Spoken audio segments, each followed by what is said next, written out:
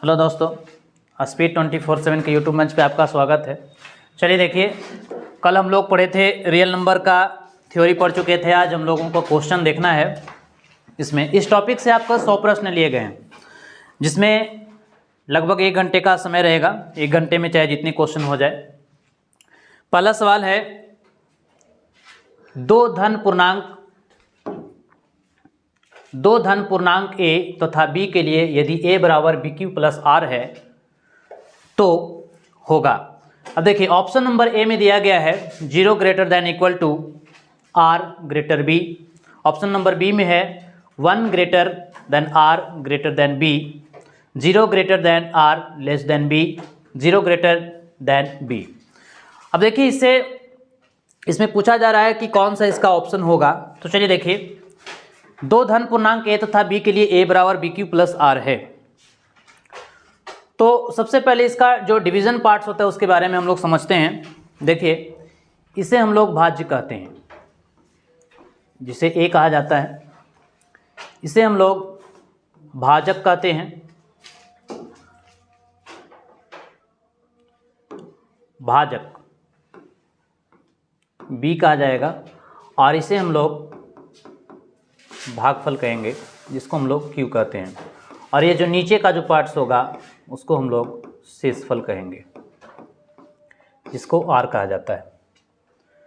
इसे हम लोग भाग लेमा, ये जो पार्ट दिख रहा है इसे हम लोग भाग लेमा, भाग एल्गोरिथम या विभाजन प्रमेय का कहते हैं। ठीक है। अब इसमें एक फार्मूला होता है, भाज्य बराबर, यहाँ से जो निकल के आएगा भाजक गुने भागफल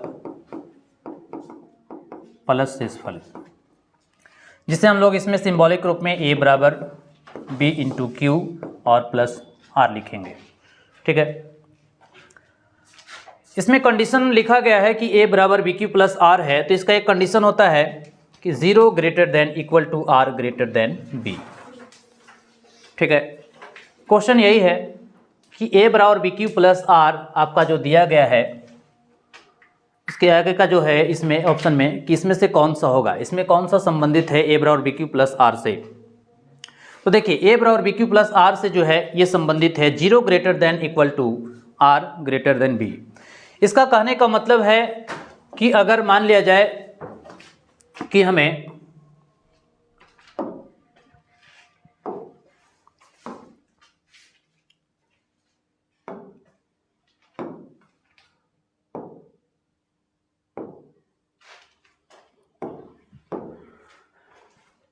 ए बराबर B Q plus R 0 greater than R greater B. अब देखिए, ये कहना क्या चाहता है, इसका कहने का मतलब है कि r जो है वो 0 से बड़ा और बराबर है, और b जो है वो r से बड़ा होगा। ठीक है। यानी r शेषफल जो है वो भाजक से छोटा होगा और 0 से बड़ा या बराबर होगा। जैसे एक एग्जाम्पल लिया जाए, जैसे 2 और 5 का हम एग्जाम्पल लेते हैं। अगर इसका भाग दें तो 2 से भाग करेंगे 5 में तो 2 दूना के 4, 1 आएगा। इसे हम लोग ही भाज्य कहते हैं, इसे भाजक कहते हैं, और इसे भागफल कहते हैं, और इसे शेषफल कहते हैं। ठीक है।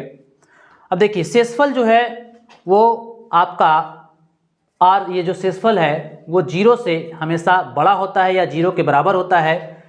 अब जैसे देखिए, जैसे मान लिया जाए कि 2 से अगर हम 6 में भाग देते हैं तो 2 तिहाई 6, शेषफल आ गया 0। तो ये कह रहा है कि आर जो होगा ना, आर जो होगा 0 से बड़ा होगा या बराबर होगा। अब इसमें बड़ा और बराबर की बात किया जाए तो देखिए, इसको हम लोग बड़ा कहते हैं, इसको हम लोग छोटा कहेंगे। ये आपका बड़ा और बराबर है, बड़ा और बराबर। ठीक है। ये आपका छोटा और बराबर है, छोटा और बराबर है। ठीक है।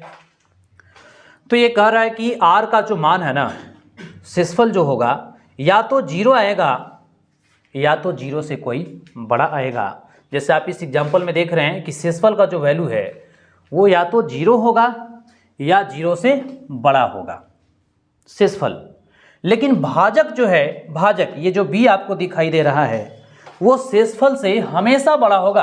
देखिए ये जो r है, r से हमेशा कौन बड़ा होगा, b बड़ा होगा।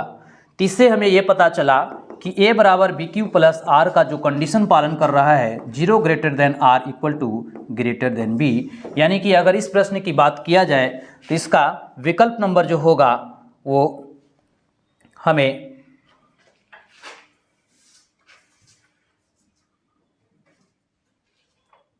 क्या पता नहीं चल रहा है,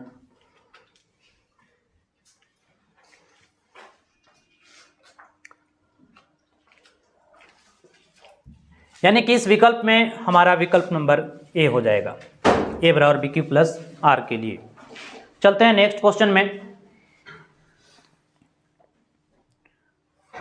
अब देखिए प्रश्न नंबर 2 में लिखा है का परिमेयकरण गुणांक। हालांकि ये क्वेश्चन जो है अधूरा है, ठीक है।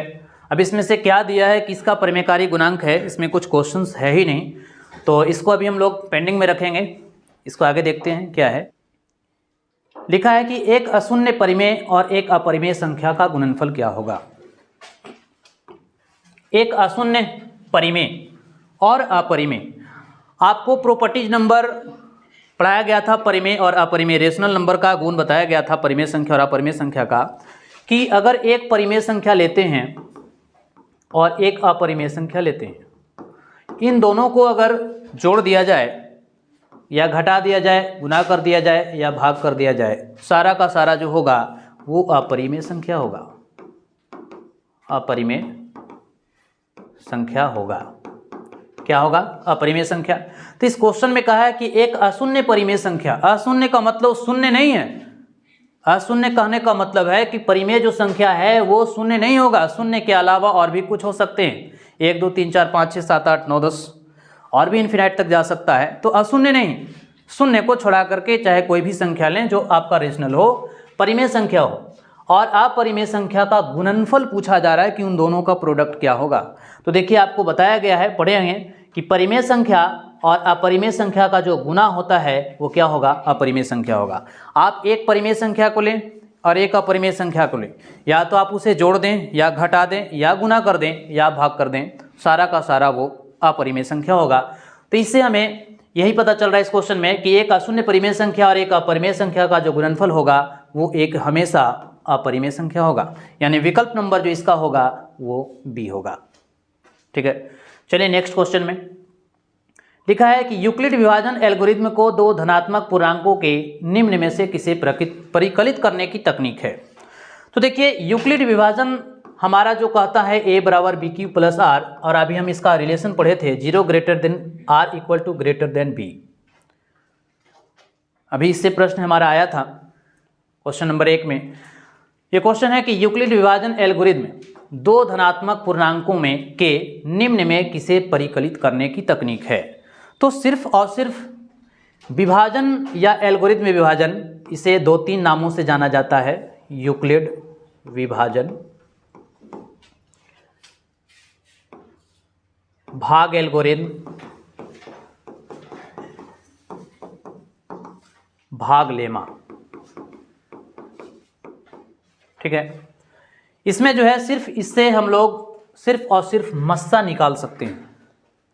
a बराबर बी क्यू प्लस आर से सिर्फ मस्सा ज्ञात करने की तकनीक हमें मालूम है, तो इसका जो विकल्प नंबर जो हो जाएगा वो बी हो जाएगा, यानी इससे हम क्या निकाल सकते हैं, मस्सा निकाल सकते हैं। चलते हैं नेक्स्ट क्वेश्चन में। लिखा है कि यदि प्रथम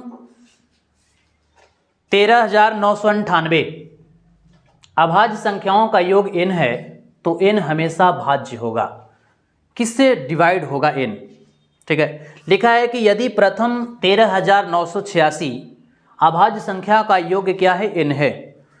इन सबों का योग जो दिया गया है 13,986, अगर इसको हम योग करते हैं 1 + 3 + 9 + 8 + 6, ठीक है, जो योग आएगा n के बराबर वो कितने नंबर से डिवाइड होगा, 6 से डिवाइड होगा या 4 से होगा या 8 से होगा या इनमें से किसी से नहीं होगा।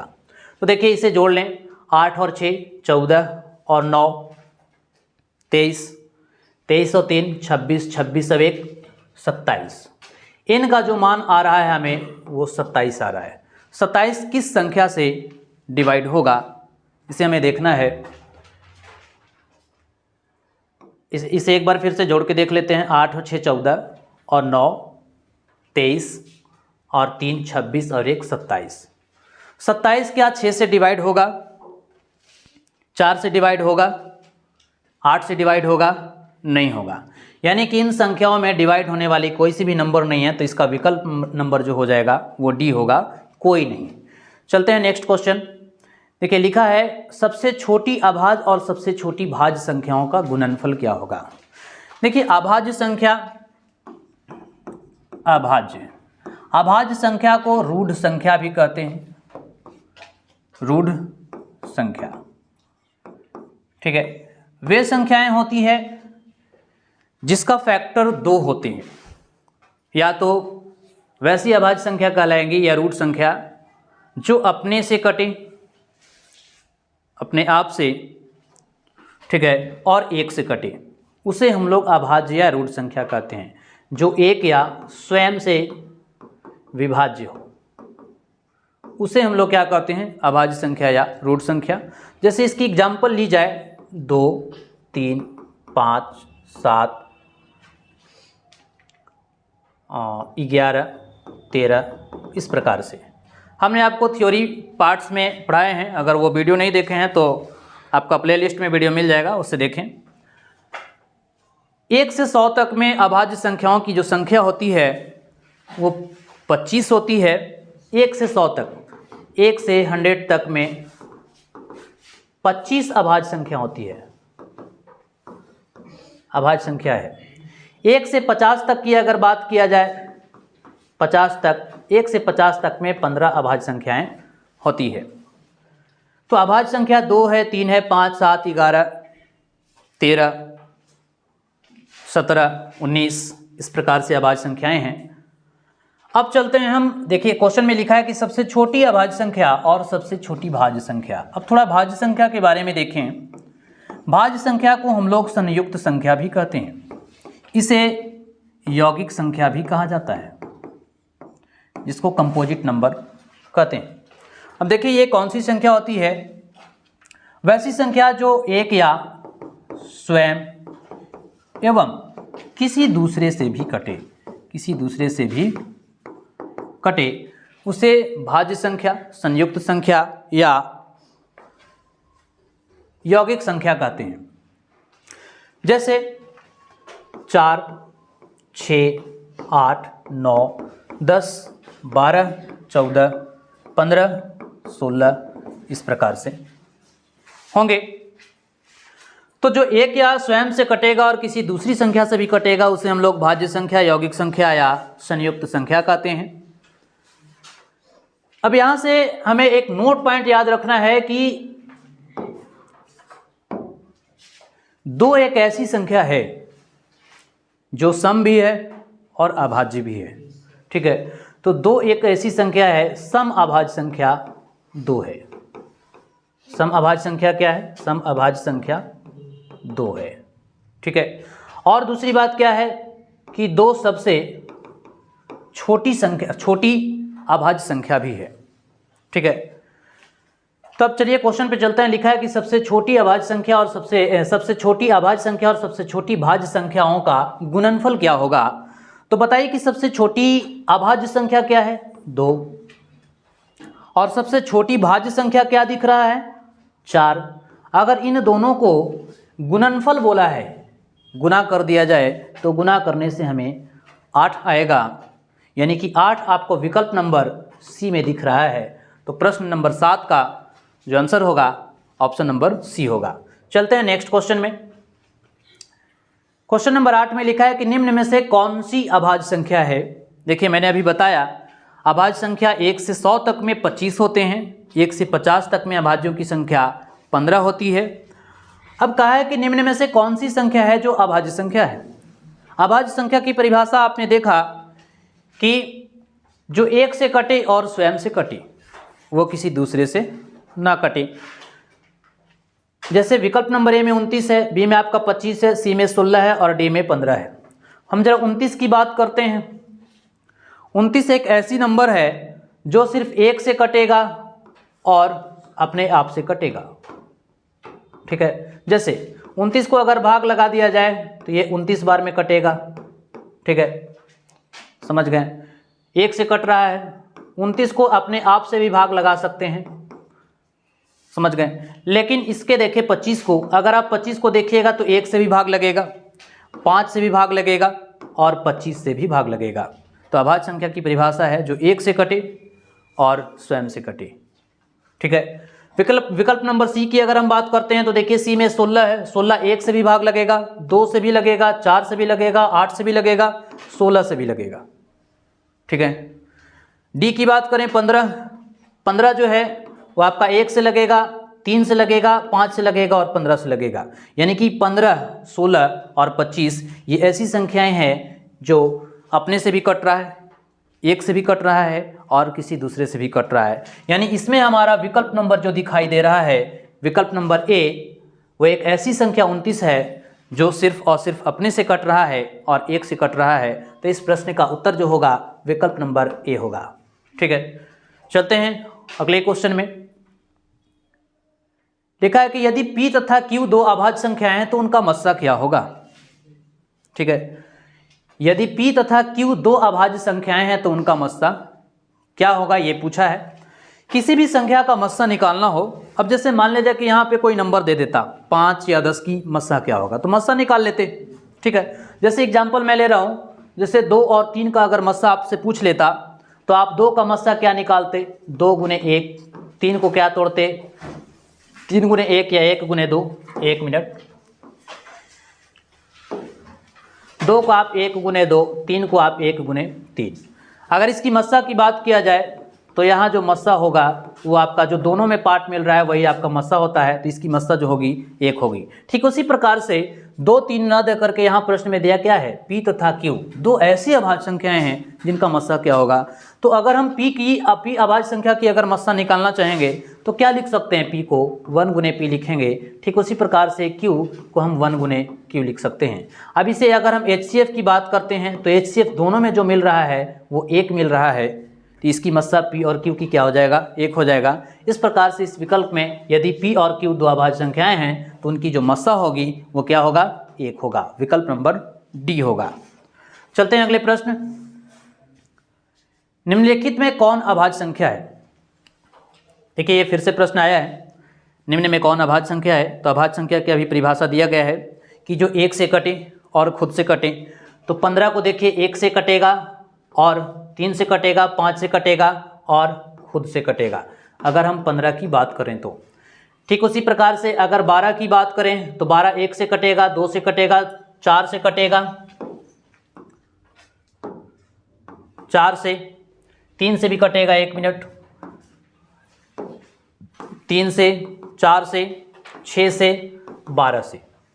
ठीक है, अगर 75 को देख लिया जाए तो 75 1 से भी कटेगा, 3 से भी कटेगा, 5 से भी कटेगा। ठीक है, 15 से भी कट सकता है, 75 अपने से भी कट सकता है। तो अभाज्य संख्या की परिभाषा तो आपको यही दी गई है ना, कि जो 1 से कटे और स्वयं से कटे। लेकिन ये 1 से तीनों तो कट रहे हैं, स्वयं से भी कट रहे हैं, लेकिन और किसी दूसरे डिजिट से भी कट जा रहे हैं। लेकिन इस प्रश्न में हमारा सिर्फ और सिर्फ एक विकल्प नंबर बी जो दिख रहा है, जो एक 23 जो आपको दिखाई दे रहा है, वो 1 से कट रहा है और सिर्फ अपने आप से कट रहा है। जो 1 से और स्वयं से कट रहा है, वही आपका अभाज्य संख्या कहलाता है। तो इस प्रश्न का विकल्प नंबर जो होगा वो बी होगा। चलते हैं नेक्स्ट क्वेश्चन। यदि 65 तथा 117 का मस्सा 6m-117 के रूप में है तो m का मान क्या होगा। यदि 65 तथा 117 का मस्सा दिया गया है, ठीक है, 65m-117 के रूप में है तो m का मान पूछा जा रहा है कि m का मान क्या होगा। ठीक है, तो चलिए देखिए, सबसे पहले हम 65 का मस्सा निकालने के लिए क्या करेंगे, इसको तोड़ेंगे, फैक्टर तोड़ लीजिए। 5 से 13 5 65, यानी 65 को आप क्या लिख सकते हो 5 × 13। 117 को क्या लिख सकते हैं, 117 को तोड़ लीजिए, कितने से लगेंगे 7 1 8 8 1 9, डिविजिबल रूल आप लोग पढ़े होंगे। 3 से 3 तिहाई 9, बच गए 2, 9 तिया 27, फिर 3 से 13 तिया 39, यानी 3 × 13। अब अगर इसकी मस्सा की बात किया जाए HCF, तो HCF जो है हमारा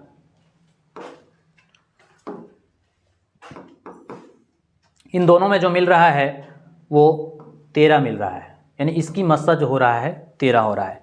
लेकिन कुछ प्रश्न में दिया गया है कि मस्सा जो है इतना दिया हुआ है, आपका HCF कितना दिया हुआ है 65M - 117, और मस्सा आया कितना है 13।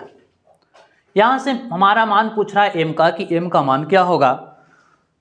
65M बराबर ये 13 है, ये माइनस है, उस तरफ जाएगा तो प्लस हो जाएगा, यानी कि 65M बराबर 117 और 13 हो जाएंगे 130। अब इसे हम काटते हैं तो 65 गुना के 130, यानी यहाँ से हमारा M का जो मान दिखा वो 2 दिखा। तो इस प्रश्न का विकल्प नंबर जो होगा वो B होगा।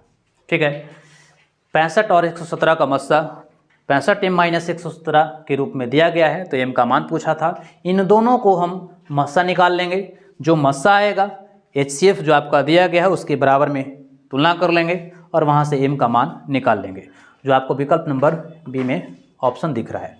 चलते हैं नेक्स्ट प्रश्न की तरफ। देखिए प्रश्न संख्या 12। प्रश्न संख्या 12 में लिखा है 2, 10 और 20 के लस्सा और मस्सा का अनुपात पूछ रहा है, रेशियो पूछा जा रहा है। 2, 10 और 20 का लस्सा और मस्सा कैसे निकालेंगे। आप देखिए वस्तुनिष्ठ प्रश्न है, आपको एग्जाम में समय को बचाना है। समय को बचाने के लिए ऐसा नहीं करना है कि हमें इस मेथड से नहीं इस मेथड से बनाना है, जिससे आपको जल्दी से समय बचे और जल्दी से आपका दिमाग काम करता है, वहाँ पे आप उस मेथड का प्रयोग करेंगे। जैसे 2, 10 और 20 का मैं लस्सा एकदम भाग विधि से बचपन वाली जो यादें आपको हैं उससे मैं बता दे रहा हूँ। जैसे 2, 10 और 20 की लस्सा अगर बात किया जाए 2 एकम 2, 2 पचे 10 और 10 दूना के 20, 5 से लगेंगे 1 1 2। इसकी अगर लस्सा की बात किया जाए तो 2 गुने 5 गुने 2, यानी कि 2 पचे 10 और 10 दूना के 20। इसके जो लस्सा होंगे वो 20 होगा। अब इसकी मस्सा की बात किया जाए तो मस्सा भी आप इसी मेथड से भी अगर निकालना चाहते हैं तो आसानी से निकाल सकते हैं। 2 पचे 10, इसकी मस्सा हो गई कितनी 2 और 10 की 5। अब फिर मस्सा जो 2 हुआ, अभी 2 से फिर किस में निकालना है 20 में। इसका मस्सा कितना हो जाएगा 10 दूना के 20, इसका भी मस्सा कितना आ गया 2। अब इन दोनों का क्या पूछा है, लस्सा और मस्सा का अनुपात पूछा है। अनुपात का मतलब बटा, यानी LCM बटा HCF बराबर पूछा जा रहा है। तो LCM निकल करके कितना आया है 20, HCF निकल करके कितना आया है 2। जो अनुपात में पहले कहेगा उसे हम ऊपर रखेंगे, जो बाद में कहेगा नीचे रखेंगे। जैसे हमें पहले कहा है लस्सा, लस्सा को हमने ऊपर रख लिया, मस्सा कहा है मस्सा को नीचे रख लेंगे। ठीक है, अब इसे काटेंगे 10 दूना के 20, 2 एकम 2, यानी कि 10/1, और बटा को ही हमने क्या कहते हैं रेशियो कहते हैं, अनुपात कहते हैं। यानी कि विकल्प नंबर जो आपको दिखाई दे रहा है वो B में दिखाई दे रहा है, यानी इस प्रश्न का जो ऑप्शन होगा विकल्प नंबर B होगा। चलते हैं अगले प्रश्न में। प्रश्न संख्या 13 देखिए क्या कहा है कि सबसे छोटी भाज्य संख्या और सबसे छोटी अभाज्य संख्याओं का मस्सा क्या होगा। ये भी बहुत अच्छा सवाल है। सबसे छोटी भाज्य संख्या और सबसे छोटी अभाज्य संख्या का मस्सा पूछा है। ठीक है, तो अभी आपने पढ़ा कि सबसे छोटी भाज्य संख्या क्या होगा, तो सबसे छोटी संख्या भाज्य संख्या क्या होंगे 4। सबसे छोटी अभाज्य संख्या क्या होगा 2। इन दोनों का मस्सा निकालेंगे, यानी 2 और 4 का मस्सा निकालेंगे तो 2 दूना के 4, मस्सा क्या होगा 2 होगा। भाजक वाला मस्सा होता है ना, विकल्प नंबर क्या हो जाएगा? बी। ठीक है, चलते हैं नेक्स्ट क्वेश्चन। देखिए इसमें जो है प्रश्न नंबर 14 में लिखा है कि यदि ए और बी अभाज्य संख्या है तो ए और बी का लसाअ क्या होगा? ठीक है, ए और बी अभाज्य संख्याएं हैं तो इनका लसाअ पूछा जा रहा है, लघुत्तम समापवर्तय।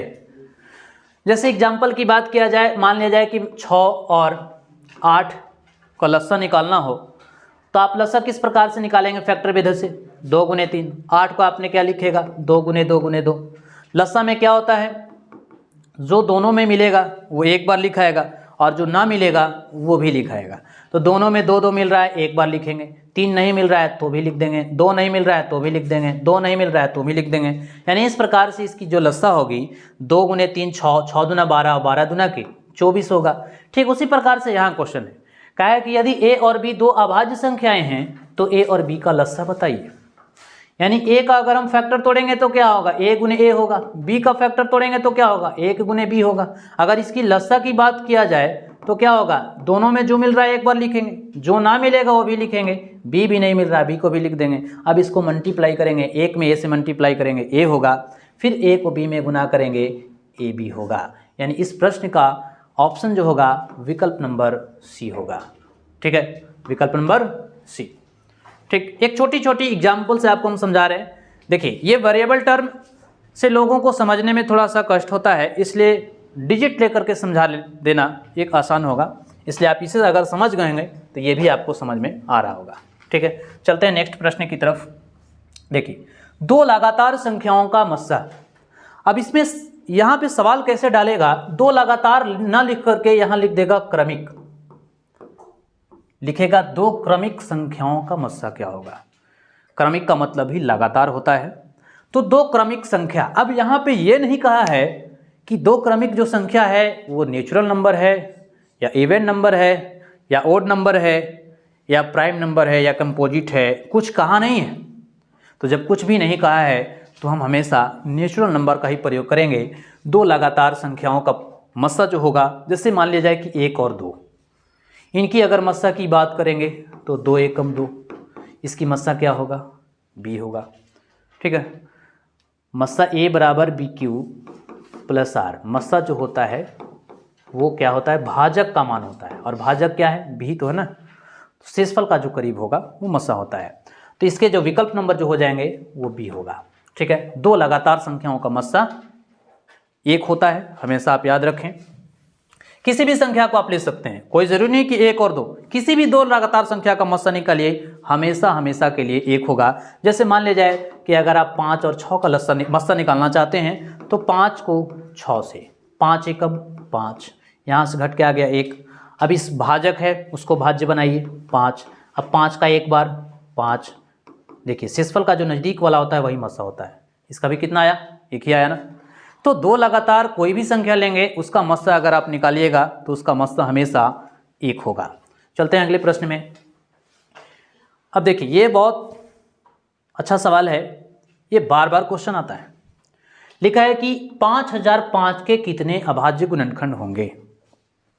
ठीक है, 5005 के कितने अभाज्य गुणनखंड होंगे? अब यहाँ से कुछ कभी कभी पूछ लेगा कि जैसे सवाल देगा आपको 196 के कितने अभाज्य गुणनखंड हो गए, या 196 के कितने अभाज्य गुणनखंड में उसकी घातों की संख्या क्या होगी? 2 की घात क्या होगी? 3 की घात क्या होगी?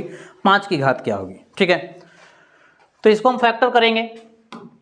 देखिए 5005 का अभाज्य गुणनखंड पूछा है, 505 लगेगा कितना से?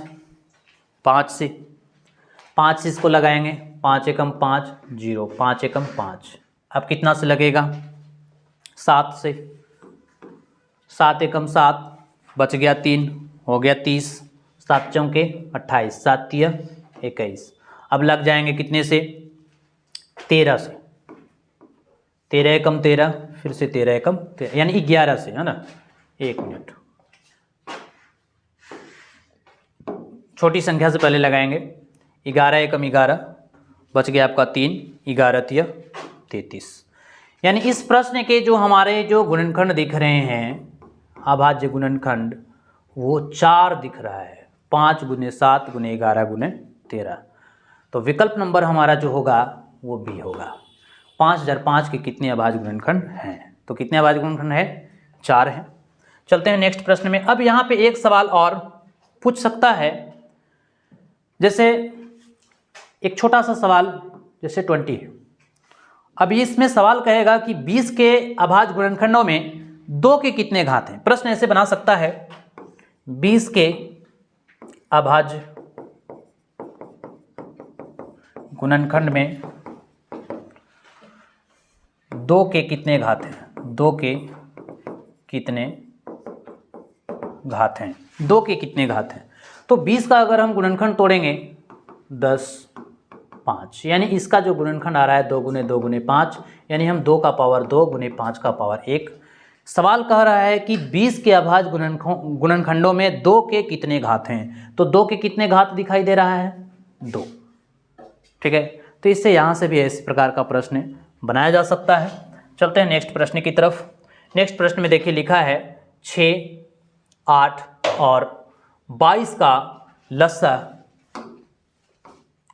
और मस्सा का अनुपात। फिर से एक सवाल आया है। इससे पहले हम लोग 2 टर्म का देखें, अब तीसरी टर्म है 6, 8 और 22 का लस्सा और मस्सा पूछा जा रहा है। हालांकि ये इस टाइप का सवाल पहले भी आ चुका था। 6, 8 और 22, इसका आप लस्सा निकाल लीजिए। 2 तिया 6, 4 दूना 8, 11 दूना के 22। अब तो लगेगा नहीं, यानी 2 गुने 3 गुने 4 और गुने 11। ठीक है, इसका अगर लस्सा की बात किया जाए तो 2 तिया 6, 6 चौके 24 और 24 में 11 से गुना करेंगे। 24 में आप 11 से गुना कर लीजिएगा, 4 आ गया कितना इसका? 264। ठीक इसी प्रकार से इसका लस्सा निकालेंगे, यानी 6 और 8 का लस्सा मस्सा निकालिएगा तो 6 एकम 6 बच गए यहाँ 2, 6 को यहाँ लाएंगे, 2 तिया 6, ये कट जाएगा। ठीक है, यानी इसकी मस्सा जो आया 2। अब इस 2 का मस्सा निकालना है किसके साथ? 22 के साथ। मस्सा कितना आ गया? 22। ठीक है, यानी फिर से मस्सा हमारा आया 2। अब इसका रेशियो पूछा है, पहले लस्सा है तो लस्सा को ऊपर लिखेंगे और उसके बाद मस्सा है तो मस्सा को नीचे लिखेंगे। अब इसे देखिए 2 एकम 2, 2 तिया 6, 2 दूना 4, 2 एकम 2, यानी 132/1। इसको रेशियो में लिखने के लिए 132:1। विकल्प नंबर आपको दिख रहा होगा ए। ठीक है, तो प्रश्न नंबर 17 पे खतरा। ठीक है, 6, 8 और 22 का लस्सा और मस्सा का अनुपात पूछा जा रहा था। ठीक है, तो विकल्प नंबर क्या होगा? ए होगा। चलते हैं नेक्स्ट प्रश्न की तरफ।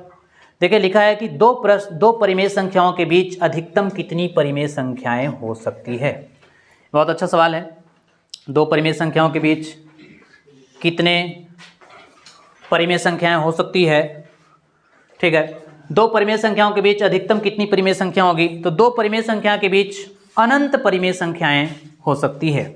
जैसे 2 है और 3 है, 2 परिमेय संख्या ले लिया गया है। ये भी परिमेय संख्या 2 भी है और 3 भी है। इसके बीच की अगर बात की जाए कि कितने परिमेय संख्या हो सकते हैं, तो इसके बीच के देखिए, जैसे मैंने अब लिया 2 और 3, इसके बीच वाले पॉइंट की अगर बात किया जाए नंबर्स की, तो इसे हम लिखने के लिए 2.1 लिख सकते हैं। ये भी एक परिमेय संख्या है। 2.01, 2.001 इस प्रकार से ले सकते हैं। तो 2 परिमेय संख्याओं के बीच जो होगी वो अनंत परिमेय संख्याएं होंगी। क्या होगा? अनंत परिमेय संख्या। विकल्प नंबर डी होगा। चलते हैं नेक्स्ट प्रश्न की तरफ। देखिए लिखा है कि यदि 2 संख्याओं का गुणनफल 2166 है एवं उनका मस्सा 19 है तो उनका लस्सा क्या होगा? देखिए यहाँ से बहुत अच्छा क्वेश्चन आया है। 2 संख्याओं का गुणनफल 2166 है एवं उनका मस्सा 19 है तो उसका लस्सा क्या होगा? एक फार्मूला है, 2 संख्याओं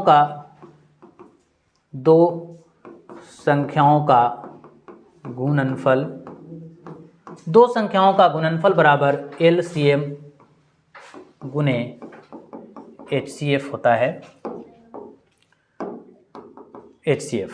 ठीक है, 2 संख्या कहने का मतलब है कि एक पहली संख्या A लेते हैं और दूसरी संख्या को B लेते हैं, यानी A और B बराबर होता है HCF गुने LCM गुने HCF। शॉर्ट में लिख दिया गया है L गुने H। अब देखिए यहाँ से हमारा प्रश्न है यदि दो संख्याओं का गुणनफल 2166 है, उनका मस्सा 19 है, तो उनका लस्सा क्या होगा। चलिए इससे हम कुछ और आपको आगे बताते हैं। देखिए इसे मस्सा और लस्सा से कुछ तथ्य हैं जो आपको दिखाया जा रहा है। यानी दो संख्याओं का गुणनफल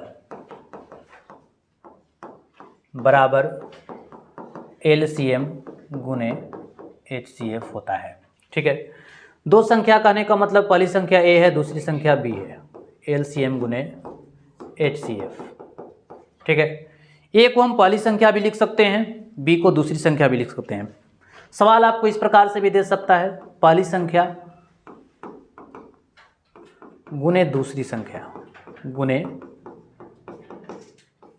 दूसरी संख्या बराबर लस्सा गुने मस्सा।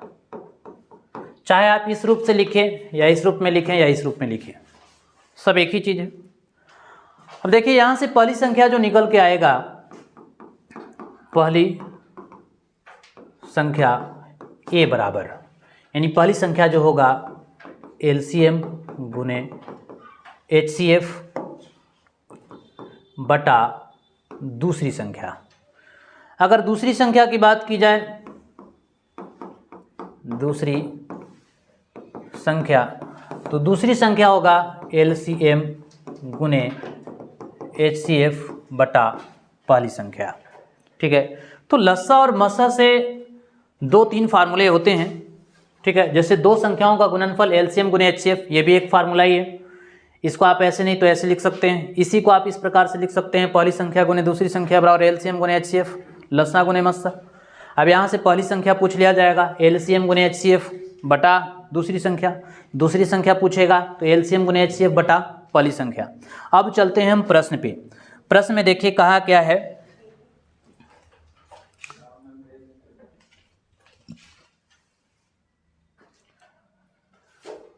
अब देखिए यही है कि दो संख्याओं का गुणनफल 2166 है।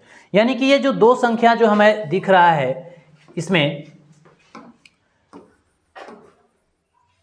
अभी देखिए इसको आप दिखाते हैं, यानी कि इसमें जो दो संख्याएं दिख रहा है, दो संख्याओं का जो गुणनफल, इसे हम दो संख्याओं को, एक पहली संख्या को A और दूसरी संख्या को B ले सकते हैं। दो संख्याओं का गुणनफल कितना दिया गया है आपका 2166। उनका HCF कितना दिया गया है, HCF 19 है। तो हमें पूछ के आ रहा है लस्सा। ठीक है, तो LCM बराबर क्या होगा। ठीक है, तो अभी आपको बताया गया यहाँ से LCM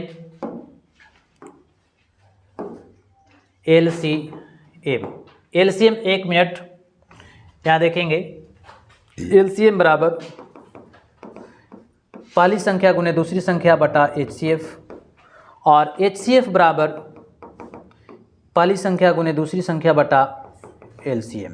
ठीक है, तो इस प्रश्न में कहा है कि यदि दो संख्याओं का गुणनफल 2166 है एवं उनका मस्सा 19 है, तो उनका लस्सा बताइए। लस्सा पूछा जा रहा है, तो लस्सा बराबर हो जाएगा पहली संख्या गुने दूसरी संख्या और बटा मस्सा। अब देखिए पहली संख्या यानी दूसरी संख्या, इन दोनों संख्याओं का गुणनफल कितना है 2166 है। HCF क्या है, तो HCF जो है आपका दिया गया है 19। अब इससे भाग करेंगे। देखिए 19 से कम 19 बच गए, इसमें कितने 2, 26 हो गया। फिर 19 से कम 19 बच गए, इसमें कितना 7, 7 पर 6 76 हो जाएगा। अब 19 चौके 76, यानी कि इसका जो हमारा दिखाई दे रहा है 114, यानी विकल्प नंबर जो होगा वो C होगा। यानी यदि दो संख्याओं का गुणनफल 2166 है, उनका मस्सा 19 है, तो उनका लस्सा क्या होगा। तो एक बार फिर से देख लें, दो संख्याओं का गुणनफल A गुने B बराबर 2166 है, HCF 19 है, तो LCM पूछा है। LCM बराबर फार्मूला होता है A गुने B, यानी पहली संख्या गुने दूसरी संख्या बटा मस्सा। दोनों संख्याओं का जो दिया गया है गुणनफल 2166 है 19, इससे आप डिविजिबल करेंगे तो आ जाएगा आपको 1114, यानी विकल्प नंबर जो होगा वो C होगा। चलते हैं नेक्स्ट प्रश्न की तरफ।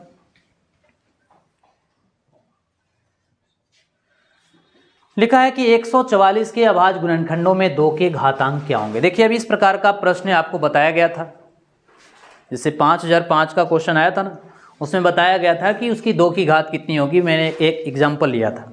अब देखिए ये बहुत अच्छा क्वेश्चन है, ये एग्जाम में प्रश्न दिखेगा। ठीक है, 144 के अभाज्य गुणनखंडों में 2 के घातांक कितने होंगे। 144 1 4 4, इसके आप अभाज्य गुणनखंड निकालेंगे।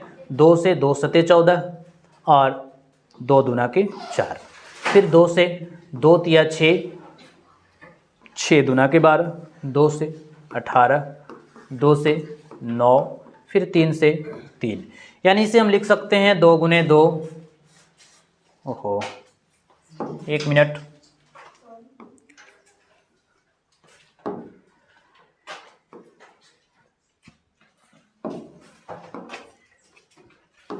दो से लगेगा 18, फिर से 2 लगाएंगे 9, फिर से 3 3, यानी कि इसे हम लिख सकते हैं 2 गुने 2 गुने 2 गुने 2 गुने 3 गुने 3, यानी कि 2 की पावर की बात किया जाए तो 2 की पावर 4 और 3 की पावर 2। इस प्रश्न में पूछा है कि 144 के अभाज्य गुणनखंडों में 2 के घात कितने होंगे।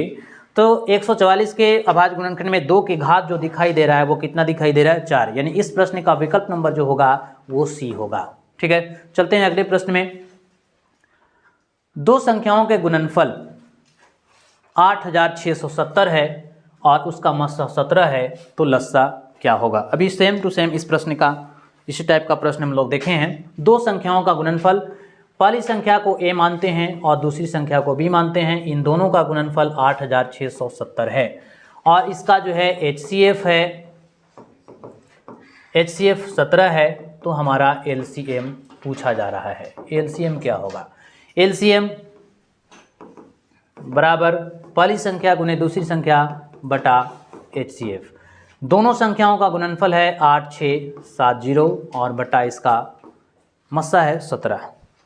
इसे डिवाइड करेंगे, 17 पचे 85, 1 बच गया, 17 एकम 17, 0 बच गया, यानी विकल्प नंबर आपका डी होगा इस प्रश्न का। यानी 2 संख्याओं का गुणनफल 8670 था, उसका मस्सा 17 था, तो लस्सा क्या होगा, तो लस्सा होगा 510, विकल्प नंबर डी। चलते हैं नेक्स्ट प्रश्न की तरफ। अब देखिए यहाँ लिखा है किसी पूर्णांक m के लिए सम संख्या का रूप है, किसी m पूर्णांक के लिए सम संख्या का रूप है। तो देखिए सम संख्या को युग्म संख्या भी कहते हैं। सम संख्या को युग्म संख्या यानी इवन नंबर कहा जाता है। ठीक है, युग्म संख्या, इसका जो मानक रूप होता है ना सम संख्या का, मानक, व्यापक, सामान्य रूप, वो 2m होता है, जहां m एक पूर्णांक है। यानी कहने का मतलब है कि m पूर्णांक है तो 2m के जगह पे भी कोई सा भी अगर पूर्णांक हम लेते हैं तो एक सम संख्या होगा। 2 एकम 2 2, 2 भी रखिएगा 4 आएगा, 3 रखिएगा 6 आएगा, 4 रखिएगा 8 आएगा, यानी जितनी प्रकार की संख्याएं अगर हम रखते चले जाएं इस मानक रूप में, हमेशा हमेशा आपको जो देगा वो देगा आपका सम संख्या। ये जो नंबर जो दिखाई दे रहे हैं वो आपका इवन नंबर है। तो इस प्रश्न में किसी पूर्णांक m के लिए सम संख्या का रूप होगा, विकल्प नंबर आपका सी हो जाएगा। ठीक है, चलते हैं नेक्स्ट प्रश्न में। देखिए लिखा है 23 नंबर में लिखा है क्या है। अब इसमें भी क्वेश्चंस अधूरा है। चलते हैं नेक्स्ट प्रश्न में। अच्छा, इस प्रश्न में भी अधूरा है, निम्नलिखित में कौन सी संख्या अपरिमेय है। चलिए, वो हो जाता है कभी कभी। यदि n एक प्राकृत संख्या है तब, देखिए यह स्टेटमेंट का क्वेश्चन है। यदि n एक प्राकृत संख्या है तब हमेशा प्राकृत संख्या होगा, हमेशा अपरिमेय संख्या होगा, यह हमेशा परिमेय संख्या होगा, कभी प्राकृत संख्या और कभी अपरिमेय संख्या होगा।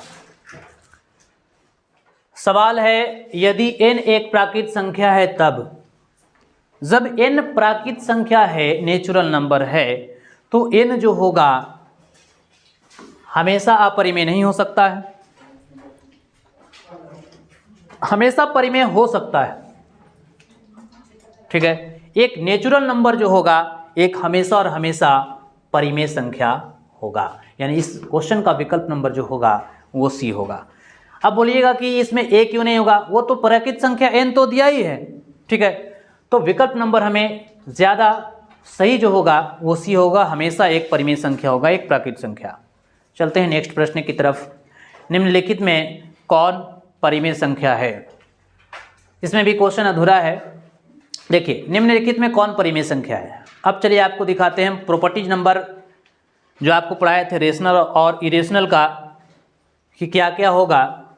एक बार फिर से आपको याद दिला दें, परिमेय प्लस अपरिमेय बराबर क्या होगा? अपरिमेय संख्या होगा। यानी एक परिमेय एक अपरिमेय को जोड़ लिया जाए, घटा लिया जाए, गुना कर लिया जाए और भाग कर लिया जाए तो यहाँ पे हमें जो मिलेगा वो एक अपरिमेय संख्या मिलेगा। हम विकल्प नंबर अगर ए की बात करते हैं तो निम्नलिखित में कौन परिमेय है? तो जैसे देखिए विकल्प नंबर ए में जो है √5 + √5 ये आपका जो है एक अपरिमेय संख्या है, ये भी एक अपरिमेय संख्या है। और दो अपरिमेय संख्याओं का योग परिमेय भी होता है या अपरिमेय भी होता है, तब तो विकल्प नंबर ए आपका नहीं होगा। विकल्प नंबर अगर बी की बात करें तो √21/7 है। √21 भी एक अपरिमेय संख्या है। ये क्या है? अपरिमेय संख्या। ये क्या है? परिमेय संख्या। तो अपरिमेय बटा परिमेय संख्या क्या होता है? अपरिमेय संख्या होता है, ठीक है। लेकिन प्रश्न इसमें से पूछा है ना, अभी तक तो यहाँ सही है कि यह अपरिमेय है, लेकिन जब अब हम विकल्प नंबर बी की बात करें, √11 गुने √11, 11 में 11 से मल्टीप्लाई करेंगे 121 होगा। 121 जो होगा 11 का वर्गमूल होगा, तब तो ये जो है से आपका परिमेय संख्या। निम्नलिखित में कौन परिमेय संख्या है ना? यानी कि एक मिनट, कौन परिमेय संख्या है? तो ये अपरिमेय है, ये भी आपका अपरिमेय है, तो ये परिमेय नहीं है, ठीक है। ये अभी हमें दिख रहा है कि ये परिमेय है। अब इसकी बात करें 1/√3 का, तो 1/√3 भी क्या है? परिमेय संख्या नहीं है। यानी इन दोनों में परिमेय संख्या में क्या दिखाई दे रहा है? विकल्प नंबर सी। ये जो विकल्प नंबर सी जो है वो परिमेय संख्या है, 11 गुने 11। चलते हैं अगले प्रश्न में। अब देखिए बहुत अच्छा सवाल, 8 का पावर 0 इंटू 2 का पावर 0, इसमें बाकी कुछ लिखा ही नहीं। और ये क्वेश्चन कई बार ये बोर्ड एग्जाम में आए हैं, ठीक है। देखिए घातांक करने का ये क्वेश्चन है, किसी भी संख्या का पावर अगर 0 होता है तो उसे हम कहते हैं कि उसका जो वैल्यू होगा वो 1 होगा। कितने होंगे? 1 होंगे। तो 8 का पावर 0 है तो क्या होगा? 1 होगा। 2 का पावर 0 है तो क्या होगा? 1 होगा। अब 1 में 1 से मल्टीप्लाई किया जाएगा तो क्या होगा? 1। यानी विकल्प नंबर क्या होगा? बी, ठीक है। चलते हैं अगले प्रश्न में। हाँ देखिए ये बहुत इंपॉर्टेंट सवाल है, इसे हम लोग रेकरिंग कहते हैं। 3 दशमलव सवाल है आपका, 3.27 का रेकरिंग, ठीक है। इसे हम लोग रेकरिंग कहने का मतलब है कि जिस पे रेकरिंग रहेगा वो संख्या बार बार रिपीट करेगी, यानी 3.27 27 27 27 27 इस प्रकार से ये रिपीट करते चला जाएगा, ठीक है। यानी ये नॉन टर्मिनेटिंग रिपीटिंग, और आप लोग दशमलव संख्या में पढ़े होंगे नॉन टर्मिनेटिंग रिपीटिंग के बारे में कि नॉन टर्मिनेटिंग रिपीटिंग जो होता है वो एक परिमेय संख्या होता है, ठीक है। समझ में आ रहा है क्यों ये परिमेय संख्या होगा? इसको जरा दिखाते हैं। देखिए 3.27 के पावर रेकरिंग है। ऐसे रेकरिंग वाले प्रश्न बनाने के लिए एक शॉर्ट ट्रिक है, उसे आप समझेंगे। जैसे संख्या दिख रहा है वैसे आप लिख दीजिए 327। दशमलव के बाद जितने दशमलव के पहले जितने अंक है उसे माइनस कर दें। जितने संख्या पे रेकरिंग है, 2 संख्या पे रेकरिंग रहेगा तो 2 9 लगाएंगे, अगर एक संख्या पे रेकरिंग रहेगा तो 1 9 लगाएंगे। यानी इसको अब आगे बढ़ाया जाए तो 324/9 होगा, जो एक P और Q यानी कि P/Q के रूप में दिखाई दे रहा है। तो इस प्रश्न का जो विकल्प होगा वो एक परिमेय संख्या होगा, ठीक है। आगे चलें। निम्नलिखित में किस परिमेय संख्या का दशमलव प्रसार शांत होगा? अब देखिए किसी भी परिमेय संख्या का शांत होने का जो कंडीशन है, इसे थोड़ा समझेंगे। शांत कब होगा? शांत या तो इस स्थिति में हो सकता है 2 पावर n, 5 पावर n या 2 power m into 5 power n। अगर इस रूप का अगर दिखाई दे रहा है तब उसे हम कहेंगे कि यह जो है वो शांत है। ठीक है। निम्नलिखित में किस परिमेय संख्या का दशमलव प्रसार शांत है? अगर हम विकल्प नंबर ए की बात करते हैं 2/15, 15 को हम फैक्टर के रूप में लिखेंगे 3, 5। शांत होने के कंडीशन क्या है? या तो 2 के पावर n आ जाए, या 5 के पावर n, या 2 के पावर m इंटू 5 का पावर n, जहाँ mn एक पूर्णांक है। mn का मान 0, 1, 2, 3, 4, 5 ले सकते हैं। तो ये जो है से अशांत हमें दिख रहा है। ये क्या है? अशांत है। जबकि प्रश्न में क्या कहा है? कौन सा दशमलव प्रसार शांत है? तब तो विकल्प नंबर ए नहीं होगा। विकल्प नंबर अगर बी की बात करें तो 11/160 है। अब 160 का फैक्टर करेंगे 2, फिर से 2, 40, 20, 10, 2 से 5, यानी 11/160 को आप क्या लिख सकते हैं? 2 के कितने पावर हुए? 1, 2, 3, 4 और 5, यानी कि 2 के पावर 5 इंटू 5 के पावर 1। और इसका कंडीशन जो देखिए यहाँ आपको दिखाई दे रहा है, तब इसे हम कह सकते हैं कि ये शांत है। ठीक है, ये अभी शांत दिख रहा है। अब जरा इसकी बात करें, विकल्प नंबर सी 17/60। 17/60 के देखो तो 17 और 60 को हम क्या लिख सकते हैं? 60 को ठीक इसी प्रकार से आप तोड़ लें, 2 से 30 दूना 60, 2 से 15 दूना 30, 3 से 3 बचे 15, यानी कि 2 का पावर 2 है और 3 है और फिर 5 है। तब तो 2 और 5 के अलावा अगर कोई संख्या आ जाता है तब शांत नहीं कहलाता, अशांत कहलाता है। तब तो ये भी गलत है। अब देखिए 6/35 है। 6/35 को आप 5 गुने 7 कर सकते हैं। तो 5 के अलावा अगर 7 आ जाए या 2 के अलावा कोई भी संख्या आ जाए तो वो शांत नहीं अशांत कहलाता है। इस स्थिति में हमारा शांत सिर्फ और सिर्फ एक ही संख्या दिख रहा है जो विकल्प नंबर बी में है। ठीक है, चलते हैं प्रश्न संख्या 31। 1/3 और 1/2 के बीच 2 परिमेय संख्या क्या होगा? ठीक है, तो देखिए परिमेय संख्या बराबर फार्मूला होता है, आपने 9वीं क्लास में पढ़ा होगा। परिमेय संख्या बराबर होता है पहली संख्या बटा दूसरी संख्या बटा 2, यानी a + b/2। ठीक है, तो हमारा एक संख्या 1/3, दूसरी संख्या 1/2 और बटा 2। 3 और 2 कैल्शियम हो जाएंगे 6, 2 3 6, 3 दूना 6 और बटे 2, 3 और 2 5/6 और बटा 2। मेन लाइन यहाँ पे आपको दिखाई दे रहा है, इसको आप कन्वर्ट करेंगे तो 1/2, यानी 5 एकम 5 हो जाएंगे और 6 दूना के 12 हो जाएंगे। जो एक ही विकल्प हमारा दिख रहा है 5/12, इसे आगे करने की कोई ज़रूरत नहीं। 5/12 कौन से विकल्प में दिखाई दे रहा है? विकल्प नंबर बी में। हमारा यही जो होगा 1/3 और 1/2 के बीच 2 परिमेय संख्याएं होंगे। चलते हैं नेक्स्ट प्रश्न की तरफ। निम्नलिखित में किसका दशमलव प्रसार शांत है? दशमलव प्रसार शांत होने के लिए ये आपका कंडीशन लिखा गया, या तो ऐसा होना चाहिए, या तो फिर ऐसा होना चाहिए, या तो फिर इस प्रकार से होना चाहिए, जहां आपको बताया गया कि m और n बराबर, आप यहां से 0 1 2 3 4 5 कुछ भी रख सकते हैं। तो देखिए 3/8 को अगर लिया जाए तो 3, 8 को 2 का पावर 3, तब तो ये आपका शांत दिख रहा है। विकल्प नंबर बी में 6/15 किसका दशमलव प्रसार शांत है? देखिए यहाँ पे बहुत ज़रूरी है, अगर इसे आप फार्मूले के हिसाब से देखेंगे तो ये जो है 3 × 5 ये अशांत दिखेगा, लेकिन अगर इसको आप डिवाइड करेंगे तो ये शांत दिखेगा, 0.4 आएगा। तो इस स्थिति में क्या करना है कि जहाँ तक कि आपका सिंप्लीफिकेशन होगा इस क्वेश्चन में, उसे आपको सिंप्लीफाई कर लेना है। उसके बाद जांच की प्रक्रिया शुरू करनी है। जैसे 6/15 इसको आप काट लीजिए, 2 तिहाई 6, 5 तिहाई 15, यानी 2/5। अब देखिए ये 2 p/ इस रूप में आपको दिखाई दे रहा है ना, 5 के रूप में। अच्छा ये 5 का पावर n। ठीक है, यानी कि ये भी जो है आपका शांत दिखाई दे रहा है। ठीक है, अब है 29/343, 343। एक है 17/1536। इसे आप अगर तोड़ेंगे इसका फैक्टर। इसमें क्वेश्चन में देखिए कुछ त्रुटि है कि निम्नलिखित में किसका दशमलव पर सार शांत है। ये भी शांत है, ये भी शांत है, ठीक है, और हमें एक ये भी दिख रहा है जो इवन नंबर के रूप में ये भी शांत है। यानी कि इसमें क्वेश्चन होना चाहिए कि निम्नलिखित में किसका दशमलव प्रसार शांत नहीं है, शांत नहीं। तो शांत नहीं होने वाले जो विकल्प होंगे वो विकल्प नंबर आपका सी होगा। ठीक है, चलते हैं नेक्स्ट प्रश्न में।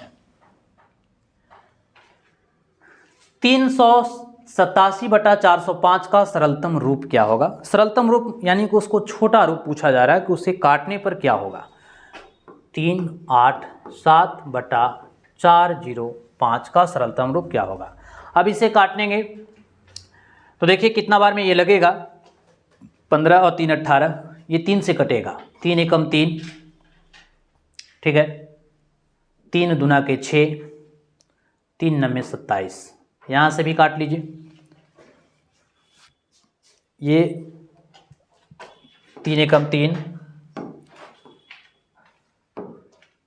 ठीक है, 1 बच गया, 3 तिहाई 9 और 3 पचे 15, यानी 129/135। ये ऐसा विकल्प जो दिखाई दे रहा है वो विकल्प नंबर डी में है। ठीक है, तो इस प्रश्न का सरलतम रूप जो होगा 129/135 होगा। चलते हैं नेक्स्ट प्रश्न को, अभी स्टॉप किया जाए। देखें, निम्नलिखित में किसका दशमलव प्रसार शांत है। फिर से शांत का कंडीशन आ गया, तो शांत के लिए 88 को आप तोड़ेंगे,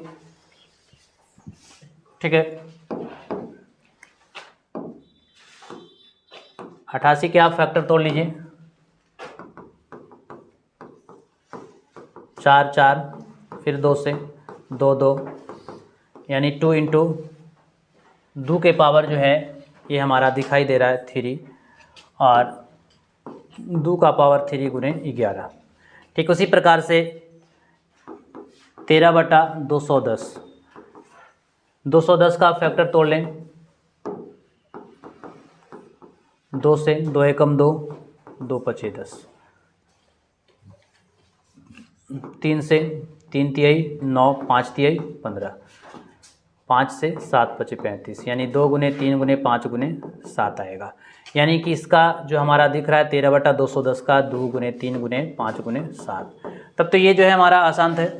किसका दशमलव प्रसार शांत पूछा जा रहा है। ठीक है, तो ये जो है आपका अशांत है, चूँकि ये 2 के साथ 11 शामिल है, फिर 2 के साथ आपका 3 और 5 शामिल है, तो ये भी आपका दशमलव प्रसार शांत नहीं है, ये भी शांत नहीं है। अब चले हम इस प्रश्न में 15/1600। अब अगर 1600 की बात करेंगे, 1600 का फैक्टर तोड़ लीजिए, 2 8 4, फिर 2 से 100 में अगर करते हैं हम तो 50, फिर 2 से 25, है ना, 25, फिर 5 से 5, यानी कि जो हमारा हो गया 2 गुने 2 गुने 2 और गुने 2, ठीक है, फिर 2, यानी इस प्रकार से 2 के पावर 1 2 3 4 और 1 5, 2 के पावर 5 और 5 के पावर 2, यानी कि ये जो हमारा दिख रहा है वो शांत दिख रहा है। अब चलते हैं विकल्प नंबर डी में। विकल्प नंबर डी जो दिख रहा है 110/17। अगर हम 110 का फैक्टर तोड़ते हैं तो 5 दूना के 10, 5 दूना के 10, ये 5 से 11 पचे 55, यानी 2 के साथ हमारा 5 भी आ रहा है और 11 भी आ रहा है। तो इस प्रश्न में हमारा सिर्फ और सिर्फ विकल्प नंबर जो है सी दिखाई दे रहा है, जो एक शांत दशमलव है। ठीक है, चलते हैं नेक्स्ट प्रश्न की तरफ। 0.5 का रेकरिंग। देखिए, आपको बताया गया है कि जिस संख्या पे रेकरिंग होगा वो संख्या रिपीट करेगा। 5 पे रेकरिंग है तो हम लोग 5 को ऐसे लिख सकते हैं 0.555555, इस प्रकार से ये रिपीट करेगा।